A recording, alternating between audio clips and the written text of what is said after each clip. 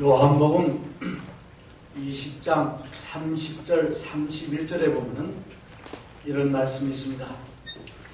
예수께서 제자들 앞에서 이 책에 기록되지 않은 다른 많은 표적도 행하셨으나 오직 이것을 기록하면 너희로 예수께서 하나님의 아들 그리스도의 심을 믿게 하고 또 너희로 믿고 그 이름을 힘입어 생명을 얻게 하려 합니다.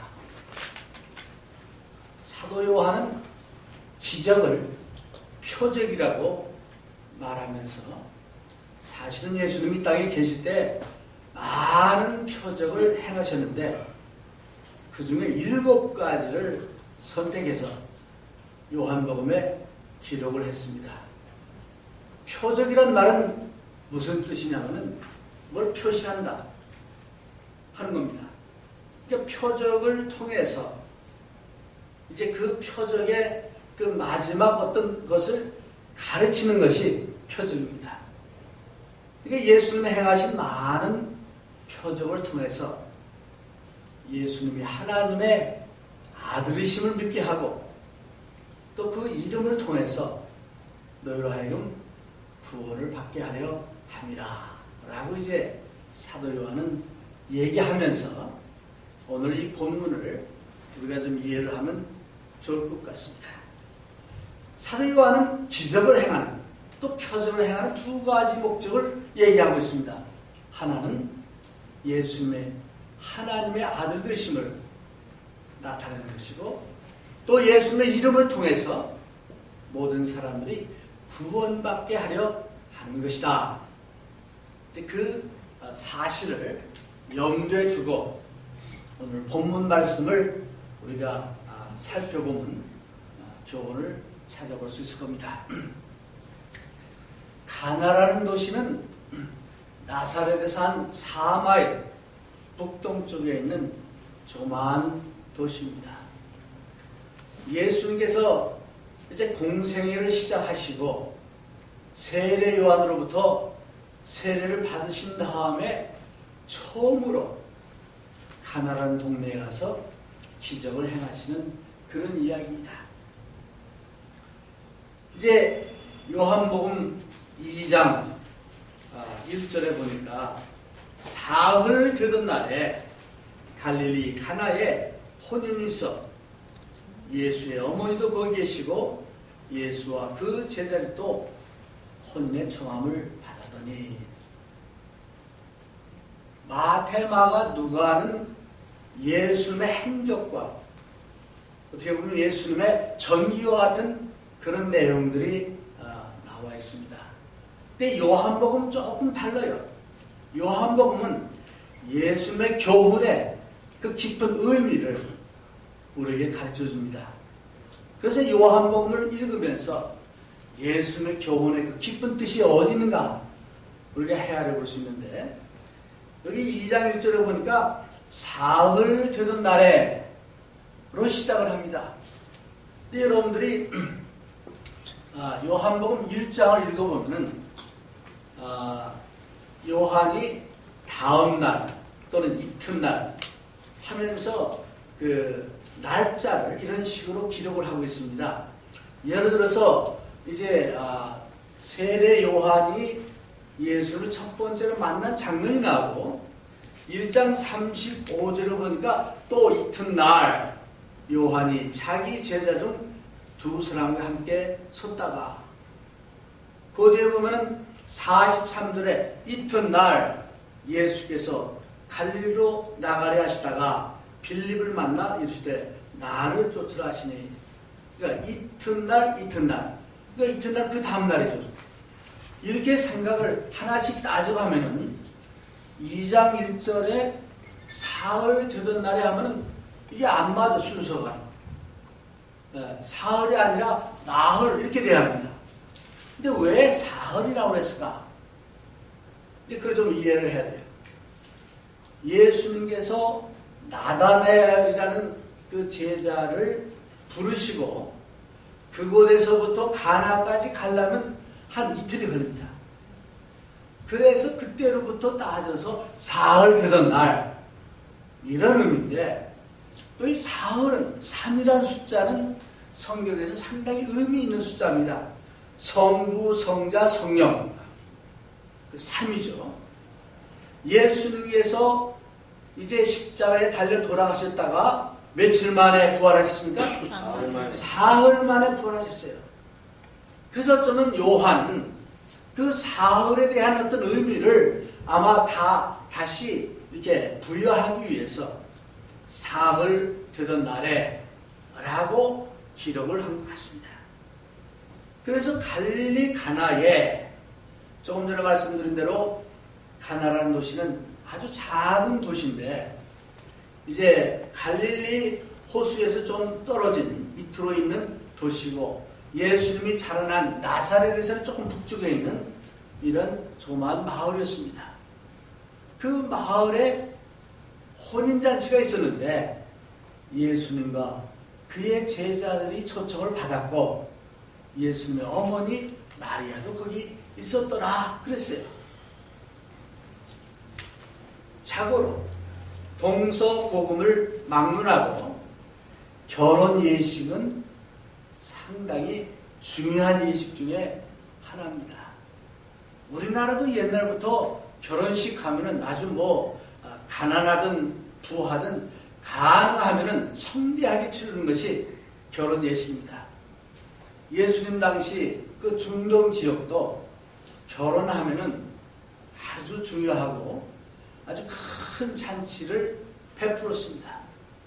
그래서 결혼에 대한 여러 가지 의식들이 이제 사회적인 어떤 알게 모르게 지켜지는 그런 규례들이 있었어요. 예를 들어서 처녀가 결혼을 하면은 수요일 날 결혼식을 잡습니다. 2번 결혼하는 사람은 목요일 날 해요. 또는 이제 결혼을 처음에 이제 해가지고 잔치를 하는 모든 책임은 신랑 측이 맡습니다. 그런 결혼식이 요즘처럼 후닥닥 이렇게 한두 시간에 끝나는 것이 아니고 중동 지역의 결혼은 짧게는 사흘, 길게는 일주일, 더 긴 사람은 일주일 이상 하는 게 결혼 잔치입니다. 그러니까 그 결혼을 보내려면 그 신랑 측에서는 그야말로 그 집안 기둥이 무너지는 정도로 엄청나게 이제 합니다. 그래서 결혼식에서 이제 많은 것을 이제 준비하는데 그 중에 중요한 것이 뭡니까? 음식을 장만하는 거 아니겠어요?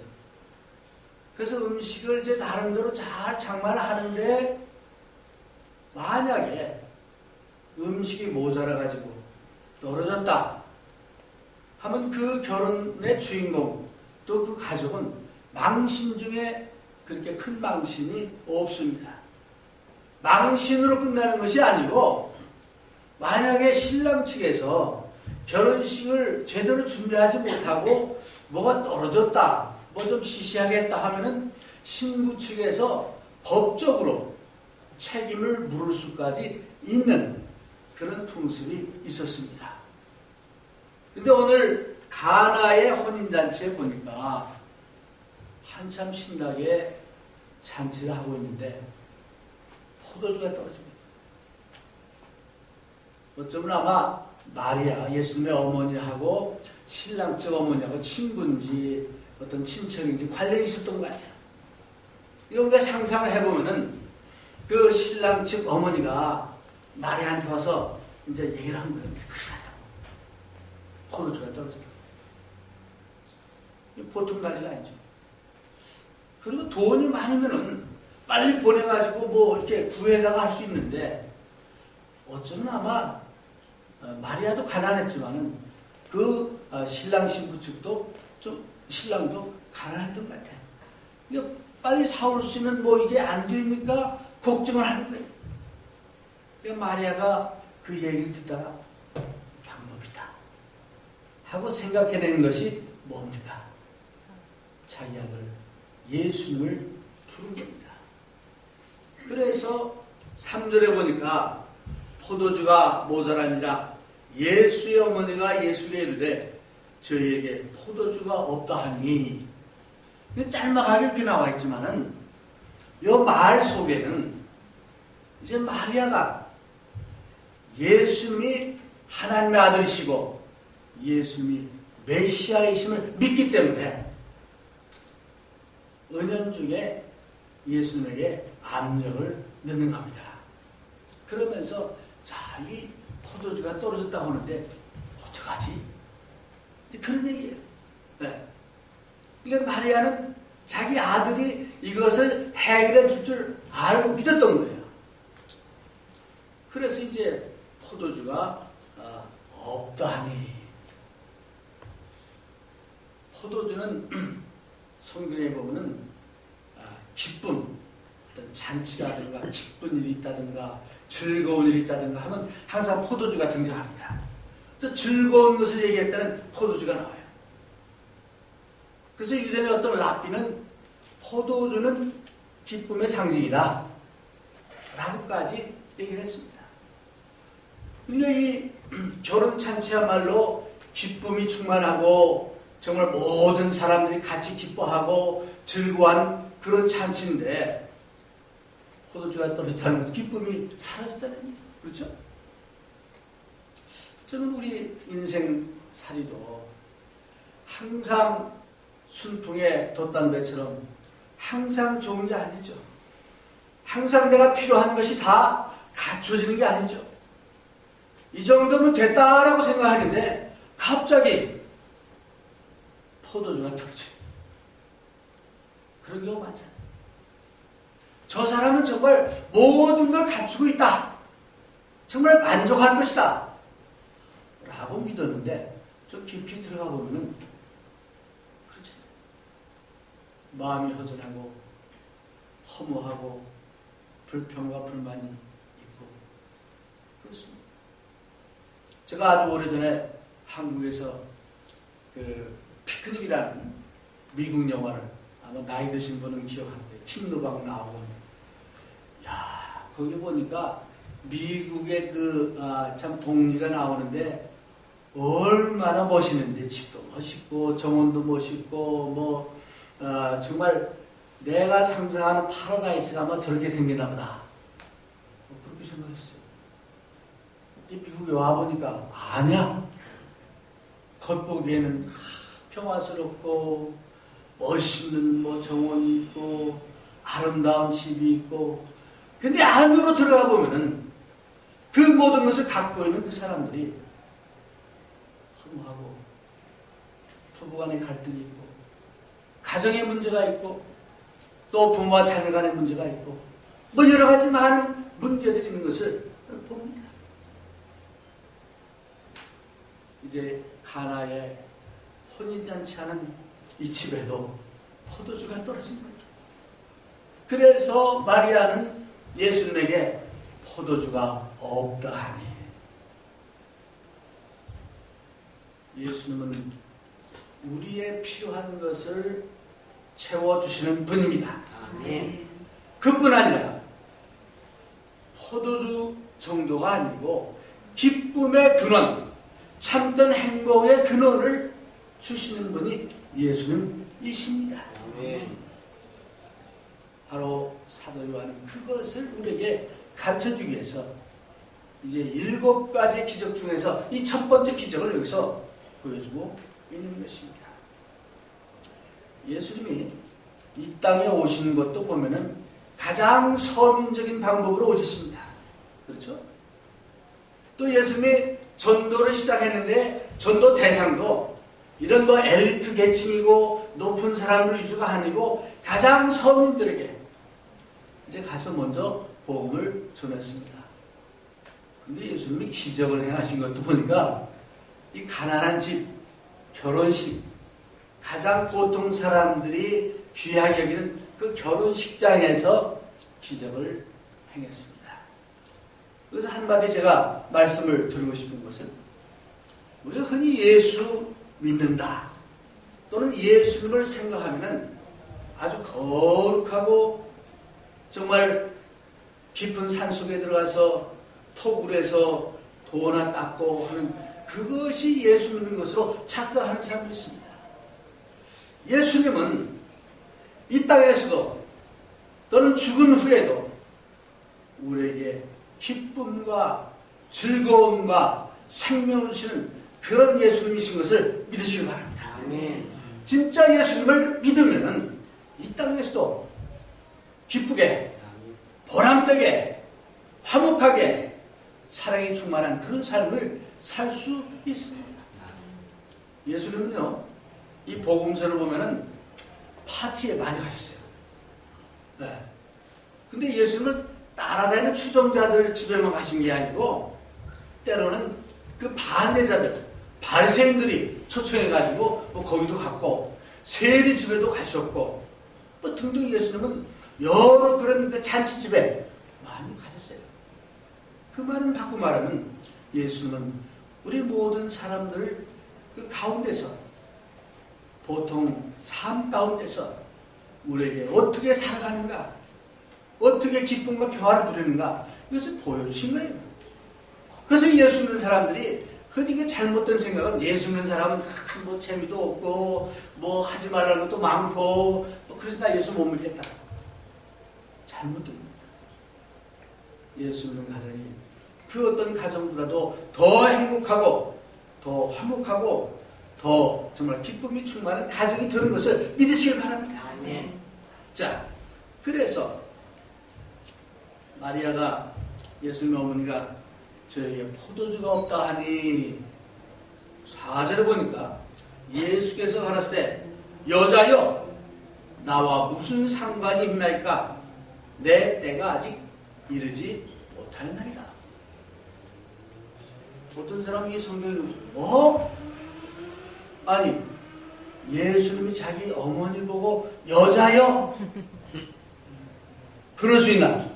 이런 못된 뭐 이런 생각을 하는 사람들이 있을 겁니다. 이 말씀을 잘 우리가 이해를 해야 되겠습니다. 예수님이 30년 동안 이제 그 목수일을 하면서 어머니와 살아오셨습니다. 지금 예수님이 공생을 시작한 이 시점입니다.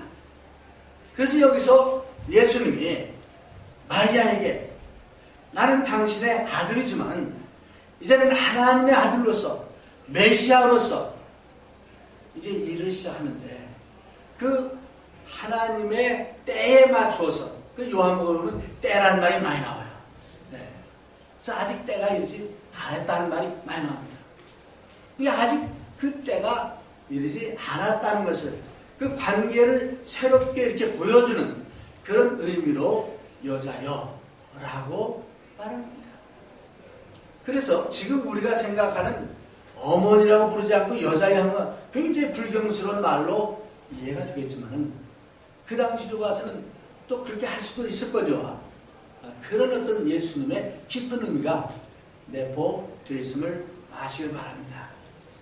그래서 예수님이 십자가에 달리실 때도 같은 여자여라는 말을 또 쓰셨습니다. 그래서 여기서 하는 말이 나와 무슨 상관이 있나이까 내 때가 아직 이르지 못하였나이까. 아직 사실은 그런 일에 개입할 그런 때가 아직 안 됐다라고 여기서 이제 한번 예수님이 말씀했어요. 그런데 5절에 보니까 그 어머니가 하인들에게 이르되 너희에게 무슨 말씀을 하시든지 그대로 하라 하니라. 요 줄과 줄 사이에 9절 사이에 그 뭐 자세한 내용이 없어요.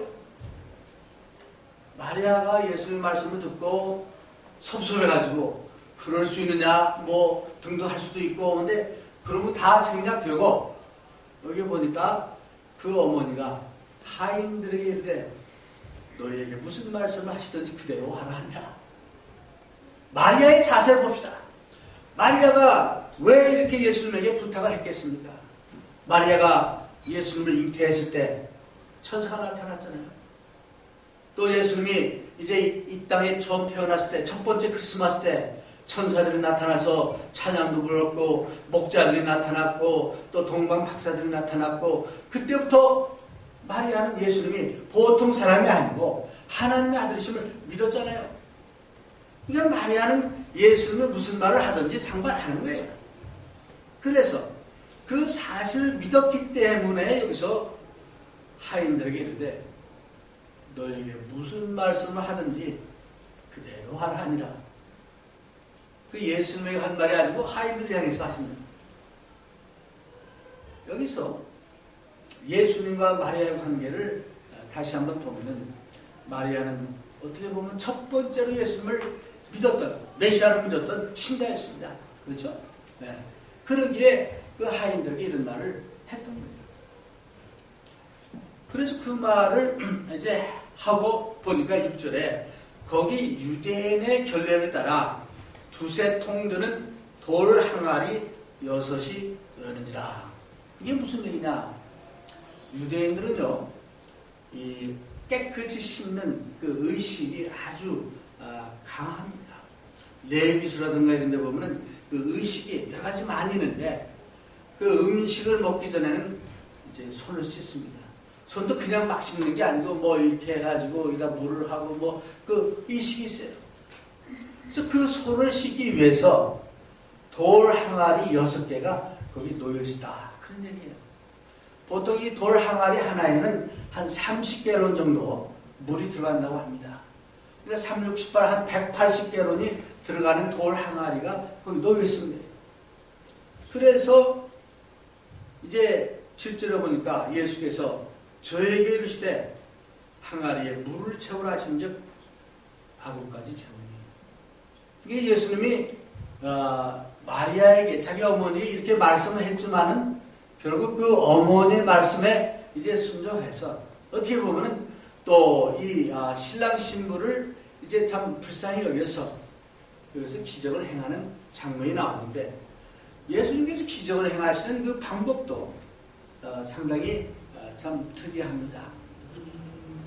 유대인들이 그 율법의 의식에 따라서 물을 씻는 평상적인 그 물을 가지고 포도주를 만드시는 장면입니다. 그래서 여기서 예수님께서 하인들에게 항아리에 물을 채우라 하신즉 아구까지 채우니. 그러니까 하인들은 아무것도 모르지만 마리아의 말을 듣고 이제 그 선생님의 말씀대로 다 하라 하니까 이제 선생님이 물을 채우라 하니까 물을 채웠고 물을 다 채우니까 그 다음에 하시는 말씀이 이제는 떠서 연회장에 갖다 주라 하심에 갖다 주었더니. 그래서 이 하인들은 아무것도 모르지만 시키는 대로 순종해가지고 그 물을 떠다 줬더니 연회장이라는 그 음식이라든가 결혼식을 총 관리하는 책임지는 그런 사람입니다. 그 갖다 주니까 맛이 너무너무 좋은 거예요. 그래서 그 연회장이 신랑을 부릅니다. 아니 도대체 보통 우리가 참 포도주는 처음에는 좋은 걸 내다가 나중에는 나쁜 걸 내는데 어떻게 당신은 아직까지 좋은 걸 숨겨놨다가 이제 가져냐? 라고 얘기를 하는 그런 내용이 여기 있습니다. 오늘 이 말씀을 통해서 우리가 교훈을 참 몇 가지 찾아보면 첫째, 예수님께서는 이제 이 땅에 오실 때에 하찮은 가난하고 없는 그런 사람들부터 전율하신 그런 모습을 봅니다. 겸손한 모습으로 오셔서 정말 이 참 번식장에서 포도주가 떨어져서 이제 곤란당하는 그 사람들에게 기적을 행하시는 그런 장면이 여기 나옵니다. 그 다음에 또 하나는 예수님께서는 그 당시 유대인들이 지켰던 율법적으로 물로 이제 손을 씻고 결례하는 그런 것을 통해서 새로운 것을 보여주신 겁니다. 이제 물은 율법의 상징이고 포도주는 이제 생명의 상징입니다. 그래서 예수님께서 암시적으로 이제는 율법을 통해서 새로운 생명을 주는 은혜의 시대가 됨을 여기서 보여주고 있는 것입니다. 그래서 그 기적을 하게 한 것은 하인들은 아무도 몰랐어요. 그저 예수님이 하시는 대로 명령대로 그 말씀대로 순종했을 때 그 기적이 일어나는 것을 볼 수 있습니다. 오늘 여러분이나 저나 이 땅에 살면서 때로는 내 마음대로 되지 않고 실망과 낙심과 고통과 고난과 걱정과 근심과 이런 것들로 같이 닫혀 있습니다. 희망찬 그런 마음으로 한 해를 시작했는데 살다 보니까 갑작스럽게 변고도 나고 어려운 일을 당할 때 있습니다. 그때 우리의 생명 주신 모든 것에 대답을 주시는 그 예수님을 통해서 우리는 해결을 받을 수 있음을 믿으시기를 바랍니다. 아멘. 예수님이 하나님의 아들 되심을 여기서 보여주셨습니다. 그 하나님 아들 예수 그리스도를 믿을 때에 그 예수님을 통해서 우리는 영생을 얻을 수 있음을 성경 분명히 가르쳐주고 있습니다. 오늘 여러분들이 정말 이 자리에 와서 다시 한번 가나에서 물을 포도주로 변하게 하신 그 예수님의 능력을, 그 하나님 능력을 다시 한번 믿고 그 말씀대로 순종하면 우리가 정말 포도주가 없어서 당황했던 그 사람들처럼 다시 이제 예수 안에서 승리하게 될 수 있음을 믿으시기를 바랍니다. 아멘.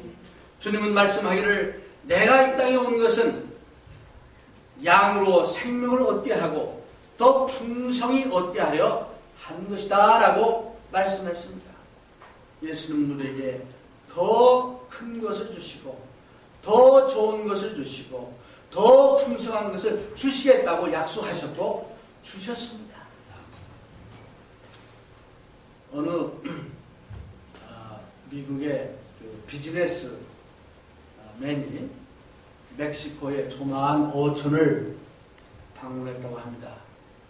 그 어촌을 가니까 어떤 어부가 이제 그 고기를 낚아가지고 이제 바닷가로 이제 이제 한국 이쪽으로 이제 나와 있는 걸 봤어요. 그래서 보니까 아주 그 투나 피쉬인데 상당히 많이 잡아가지고 왔거든요. 이제 미국 비즈니스맨이 당신 참 기술이 좋군요 하면서 이제 하는 얘기가 이렇게 잡으려면 얼마나 시간이 걸립니까? 하고 물었어요. 이 어부 말이 한 몇 시간이면 잡죠. 그러거든. 근데 미국 비즈니스맨이 그래요? 그러면 좀 시간을 더 오래 하면 더 많이 잡을 거 아닙니까? 물었어요. 그러니까 그렇겠죠. 그러면 남은 시간 뭐 합니까? 하고 어부에게 물었습니다. 이 어부가 하는 말이 아침에 좀 시큰 잠도 자고 애들하고 시간도 좀 보내고 낮에는 또 와이프하고 낮잠도 시에스타 또 자고 저녁에는 또 우리 식구들이랑 산책도 하고 그렇게 지냅니다. 나름대로 바쁘게 지냅니다. 그런 거예요. 이 비즈니스맨이 가만히 들어보니까 이 사람이 좀 머리가 좀 나쁜 사람. 사실은 내가 그 하버드 대학 경제학을 전공한 사람인데 당신이 좀 도와주겠다고. 그러지 말고 지금부터는 4시간 고기를 잡았으면 8시간쯤 잡으셔. 그러면 고기가 엄청 많은 거야. 고기를 많이 잡으면 돈도 많이 벌을 거 아닙니까? 그렇겠죠. 그 다음에 고기를 많이 잡아가지고 좀 큰 배를 샀어요. 큰 배를 잡으면 더 이제 많이 잡을 거 아닙니까? 그래서 더 많이 잡아가지고 그 다음에 배를 여러 척 사가지고 더 많이 이제 크게 잡았어요. 그 다음에는요. 그럼 그때는 어선단을 꾸려가지고 그 다음부터는 직접 이렇게 중개상 하지 않고 직접 직매를 당신이 할 수 있어요. 그럼 이윤이 엄청나게 나지 않겠냐. 그래요? 그 다음에는요. 그럼 직매는 더 이렇게 많이 드러나니까 이제는 이 어촌에서 떠나가지고 저 멕시코 시티나 아니면 미국 뉴욕 같이 큰 도시에 가서 큰 집 사고 비즈니스도 크게 하고 먼저 그렇게 하면 되죠. 그 다음에는 뭐 그런 게 더 커지면은 미국 월스트리트에 가서 그 주가를 상장시키면은 당신은 단번에 밀리언회가 돼. 그 다음에는요. 그 다음에는 이제 은퇴해가지고 이 조용한 당신 좋아하는 어촌에 와서 예? 식구들이랑 시간도 보내고 와이프랑 낮잠도 자고 뭐 그렇게 하죠. 라고 대답을 했다고 합니다. 결국 돌고 돌아서 지금 하고 있는 그것을 어쩌면 오늘 우리가 행복을 추구하고 어떤 그 문제를 해결한다고 하지만 사실은 예수님을 통해서 정말 우리의 삶의 근본적인 행복을 찾고 근본적인 평화를 찾는 그 방법이 예수 그리스도 안에서 있을 수 있음을 믿으시길 바랍니다. 아멘. 가나의 혼인잔치 할 때 거기 제자들 한 5명 정도밖에 없었어요. 마리아 하고. 근데 그 적은 숫자가 예수를 믿기 시작해서 오늘날 세계에는 약 23억이나 되는 많은 사람들이 그 예수님의 말씀을 믿고 오늘도 하나님을 찬양하고 하나님을 예배하고 있습니다. 어쩌면 여러분들도 그 중에 하나인데 이제 우리가 정말 이곳에 와서 하나님의 말씀을 통해서 예수님을 통해서 진정 참다운 행복을 찾고 영생을 누리시는 여러분과 제가 되시기를 주의 이름으로 권면해 드립니다. 아멘.